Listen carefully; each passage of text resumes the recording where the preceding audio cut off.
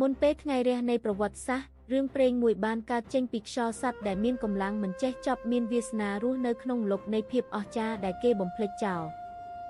កើតក្នុងអាណានិគមនិងខ្យល់នៃព្រះវេយហនុមានវ័យក្មេងមានភាពស្រេកឃ្លានដែលគ្មានអាហារនៅលើផែនដីអាចបំពេញបានវាជាការស្រេកឃ្លានចំពោះព្រះព្រឹកមួយដោយយល់ច្រឡំថាព្រះអាទិត្យរះជាផ្លែឈើពណ៌មាសកុមារបានហោះទៅគាត់មិនគ្រាន់តែលោតទេគាត់បានទម្លុះផ្ទៃមេឃ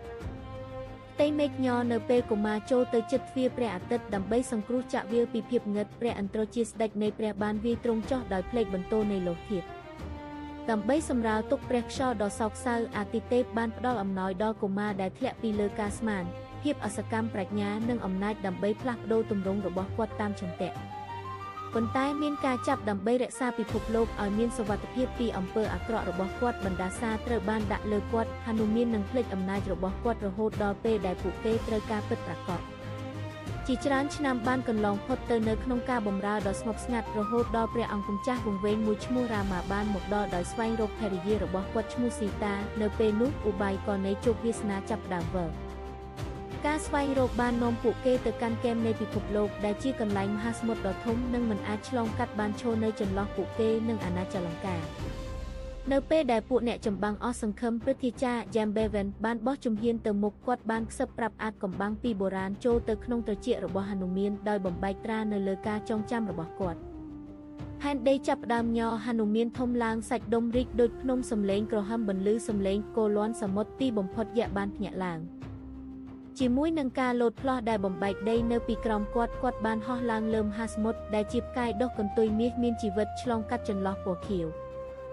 សត្វចម្លែកបានកើនឡើងពីជម្រៅដើម្បីបញ្ឈប់គាត់ប៉ុន្តែពួកគេគ្រាន់តែជាគ្រោះនៅក្នុងផ្លូវរបស់គាត់ប៉ុណ្ណោះទាំងពស់សមុទ្រ Sharasa និងបិសាចស្រមោលមិនអាចទប់គាត់បានទេព្រះអង្គយាងទៅដល់លង្កាមិនមែនជាយៈទេគឺជាស្រមោលបង្រួញដល់ទំហំឆ្មាគាត់បានរើឆ្លងកាត់ទីក្រុងមាសដែលជាខ្មោចនៅក្នុងផ្ទះរបស់ស្ត្រូវរបស់គាត់នៅក្នុងព្រៃអសោកគាត់បានរកឃើញស៊ីតាបេសកម្មរបស់គាត់គឺជាក្តីសង្ឃឹមមួយប៉ុន្តែការចាក់ចេញរបស់គាត់នឹងក្លាយជាភ្លើងមួយចាប់បានដោយស្ដេចអារក្ស Ravana ពួកគេបានដុតកន្ទុយរបស់វាប៉ុន្តែគេមិនបានដឹងថាគេគ្រាន់តែហុចពិលទៅដុតពិភពលោករបស់ពួកគេតែម្ដងគាត់បានលោតពីជ្រុងមួយទៅជ្រុងមួយប្រែក្លាយទីក្រុងមាសឲ្យទៅជាកន្លែងបូជាសពលង្កាបានរៀននៅថ្ងៃនោះថាព្រះខ្លះមិនមានន័យថាត្រូវដាក់ទ្រង់ទេនៅពេលដែលសង្គ្រាមដ៏ធំបានចាប់ផ្ដើមហនុមានបានក្លាយជាខែចុងក្រោយប៉ុន្តែការសាកល្បងដ៏អស្ចារ្យបំផុតរបស់គាត់បានកើតឡើងនៅពេលដែលព្រះអាទិត្យហៀបនឹងរះលើ Lakshmana ដែលបានស្លាប់មិនអាចរកឱសថព្យាបាលជំងឺនៅលើភ្នំបានគាត់បានធ្វើអ្វីដែលនឹកស្មានមិនដល់គាត់បានលើកភ្នំទាំងមូលហើយហោះឆ្លងកាត់ទ្វីបជាមួយនឹងសង្គ្រាមឈ្នះហនុមានបានស្វែងរកមកុដនិងគ្មានសេរីរុងរឿងពេលថ្វាយគ្រឿងអលង្ការហើយទ្រង់ក៏ហែកពួកវាចេញដោយសម្លឹងរកតែរូបព្រះអង្គនៅខាងក្នុងទ្រង់នៅតែស្ថិតក្នុងចំណោមពួកយើងជាអាណាព្យាបាលដ៏អស់កលឹបដែលជ្រើសរើសរស់នៅលើផែនដីដរាបណាឈ្មោះរាមាត្រូវបាននិយាយរឿងហនុមានគឺជារឿងនៃកម្លាំងដែលស្ថិតនៅក្នុងខ្លួនយើងទាំងអស់គ្នា